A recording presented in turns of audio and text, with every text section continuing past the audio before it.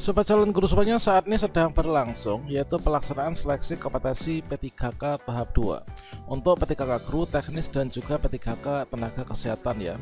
Tentunya peserta seleksi P3K tahap 2 di sini memperebutkan formasi yang sama dengan di tahap 1. Artinya di sini kita yaitu nanti akan memperebutkan yaitu sisa formasi dari teman-teman P3K tahap 1.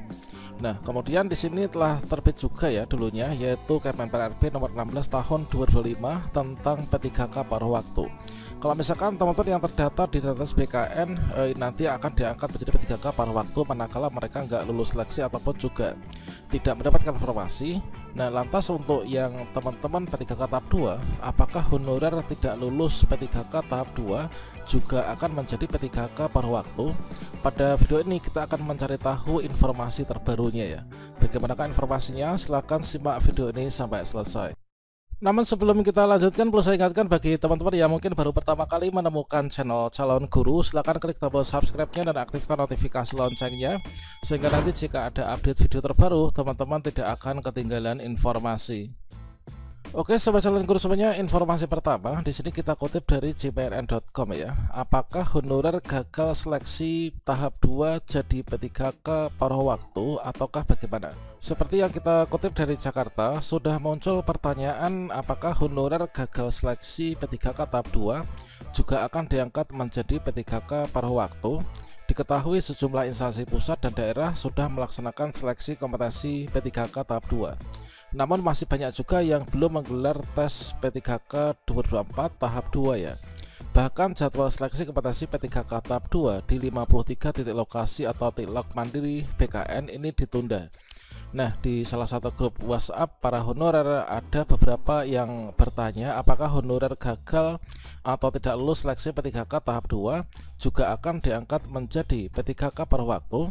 Diketahui mekanisme pengangkatan honorer menjadi P3K paruh waktu itu diatur dalam Kemenpan RB nomor 16 tahun 2025 yang menyatakan bahwa pengadaan P3K paruh waktu dilakukan berdasarkan hasil seleksi ASN 2024. Dan sesuai ketentuan Kemenpan RB nomor 16 tahun 2025, P3K paruh waktu menjadi jatah honorer database BKN yang telah mengikuti seleksi CPNS 2024 tetapi gagal ya.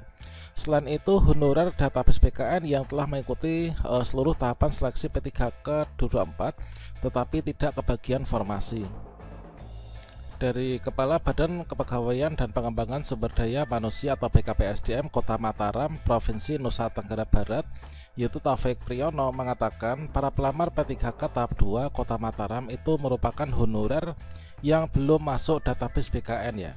Dalam pelaksanaan tes selanjutnya, para peserta tetap akan mengikuti prosedur tes yang sama seperti tes P3K tahap pertama. Mekanisme sama dengan tes P3K tahap pertama, yakni menggunakan sistem CAT atau Computer Assist Test. Ini adalah kata beliau ya. Sementara itu tindak lanjut setelah tes, ini kata Taufik, sejauh ini juga belum ada kepastian mengenai honorer yang tidak lulus seleksi P3K tahap 2. Kemudian di sini Taufik juga belum berani menjawab mengenai kemungkinan mereka akan diangkat menjadi P3K paruh waktu ya.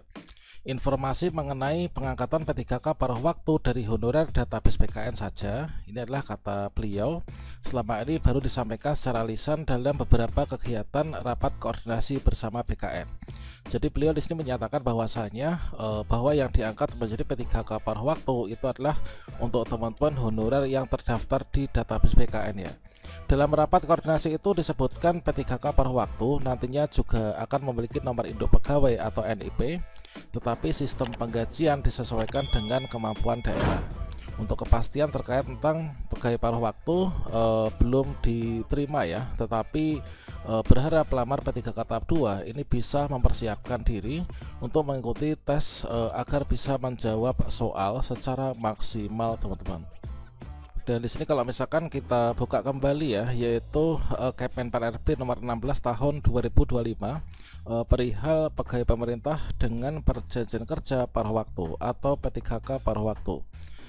Selama ini kalau misalkan di sini kita lihat ya, ini adalah memang untuk yang P3K paruh waktu ini bisa kita lihat pada diktum kelima, bahwasanya pengadaan P3K paruh waktu itu dilaksanakan bagi pegawai non-ASN yang terdaftar dalam pangkalan data atau database pegawai non-ASN Badan Kepegawaian Negara ya.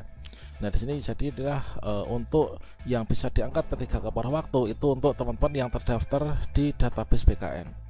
Nah, di sini persyaratannya adalah mereka telah mengikuti seleksi CPNS tahun anggaran 2024 namun tidak lulus, ataupun juga telah mengikuti seluruh tahapan seleksi P3K tahun anggaran 2024 namun tidak dapat mengisi lowongan kebutuhan. Itulah nantinya yang kemungkinan besar itu akan diangkat menjadi P3K paruh waktu. Jadi di sini untuk teman-teman peserta seleksi P3K tahap 2, kalau misalkan di akun SSCSN di sini belum muncul kartu ujian, kita pantau secara berkala. Yang jelas tentunya teman-teman harus belajar ya, dan juga berjuang untuk nantinya bisa lulus seleksi. Nah kalau misalkan kita belum lulus, tentunya di sini belum bisa dijawab ya nanti arah kedepannya seperti apa. Dan pada video sebelumnya dulu juga sudah pernah kita bahas, yaitu untuk seleksi P3K tahap 2 itu setidaknya terdapat 3 faktor penentu ya yang menentukan kita itu bisa lulus atau enggaknya. Untuk yang pertama yaitu kelulusan seleksi administrasi. Bagi teman-teman peserta seleksi P3K tahap 2 tentunya di sini sudah lulus semua ya untuk seleksi administrasinya, sehingga di sini kita itu bisa ikut seleksi P3K di tahap 2 atau seleksi kompetensinya. Kemudian untuk yang kedua yaitu ketersediaan formasi. Nah tentunya persebaran dari jumlah formasi di satu instansi dengan yang lainnya maupun juga pada jabatan-jabatan yang ada itu adalah berbeda satu dengan yang lainnya. Nah jadi di sini nanti kita akan memperebutkan yaitu sisa formasi di tahap 2 ya. Tentunya kalau misalkan di sini kita lihat yaitu misalkan untuk jenis formasi yang tenaga guru, ketika total formasi 749, kemudian di sini sudah diisi oleh pelamar P3K tahap 1, kemudian di sini masih ada sisa yang jumlahnya lebih besar yaitu 622 dibandingkan dengan jumlah pelamar yang hanya 85. Tentunya di sini harapan besar untuk teman-teman yang kemungkinan besar itu akan lulus ya pada seleksi P3K tahap 2. Nah kalau misalkan di sini kita sudah lulus seleksi administrasi, kemudian wajib teman-teman untuk ikut seleksi kompetensi ya. Nah di sini kebetulan kalau misalkan tampilannya seperti ini, yaitu formasi 622, kemudian pelamar hanya 85, maka asalkan jumlah pelamar yang sejumlah 85 ini nanti ikut seleksi kompetensi, datang ke tempat ujian, mengerjakan seluruhnya, meskipun nilai kita rendah, tentunya nanti kita akan bisa diangkat ya untuk P3K di tahap 2. Dikarenakan di sini nggak ada passing grade, nantinya itu adalah diambilkan dari peringkat terbaik. Nah itu teman-teman. Kemudian tenaga kesehatan ini pokoknya teman-teman bisa lihat untuk jumlah formasinya itu berapa, kemudian untuk pelamarnya itu jumlahnya berapa. Nah ini, nah semoga saja teman-teman peserta seleksi P3K tahap 2 ini adalah bisa diangkat semua ya pada seleksi di tahun ini.